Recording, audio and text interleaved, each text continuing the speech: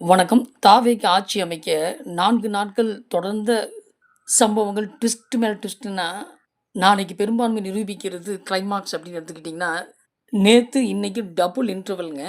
தேர்தல் வாக்குறுதியில சொல்லாத உத்தரவாதத்தை நிரப்பி மாஸ் காட்டியிருக்காருங்க விஜய் அண்ணா அவர்கள். வழிபாட்டு தலங்கள், கல்வி நிலையங்கள் மற்றும் பேருந்து நிறுத்தத்திற்கு அருகில் உள்ள 717 டாஸ்மாக் கடைகளை மூட உத்தரவிட்டதோடு, அதனுடைய நேரத்தையும் குறைச்சிருக்காருங்க. இன்று கூடிய சட்டப்பேரவை சபாநாயகர் தேர்வுக்கு பிறகு முதல் சிஎம் அவர்களுடைய கன்னி பேச்சுங்க. சபாநாயகர் பொறுப்பு பத்தின கதையை ஒரு குட்டி ஸ்டோரியா சொன்னார் பாருங்க, கிளாசிக்ங்க. பெரும்பான்மை நிரூபிக்கும் தருணத்தில் நெருக்கடிக்காக வருத்தம் தெரிவித்த மன்னார்குடி எம்எல்ஏ அவர்கள் ஆதரவு தெரிவித்ததை தொடர்ந்து மதியமே அமமுகவிலிருந்து நீக்கப்பட்டாருங்க. ஆனாலும் நாளைக்கு தாவேகாவுக்கு ஆதரவு தெரிவிப்பேன்னு சொல்லிட்டாருங்க. சட்டப்பேரவை நிகழ்ச்சியை தொடர்ந்து ஐயுஎம்எல் ஆஃபீஸ், காங்கிரஸ் ஆஃபீஸ் மற்றும் விடுதலை சிறுத்தைகள் தலைவர் திருமாவளவன் அவர்களை சந்தித்து ஆசி பெற்றிருக்காருங்க.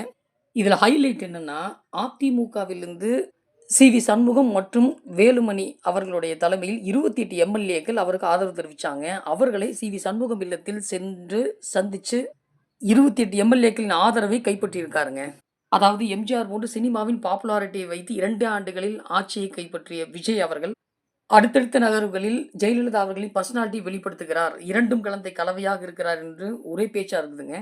எனினும் வாக்குறுதி சொல்லாத டாஸ்மாக் தொடர்பான அடுத்தடுத்த அதிரடி நடவடிக்கைகளுக்கு ஹேட்ஸ் ஆஃப் சொல்லிக்கலாங்க.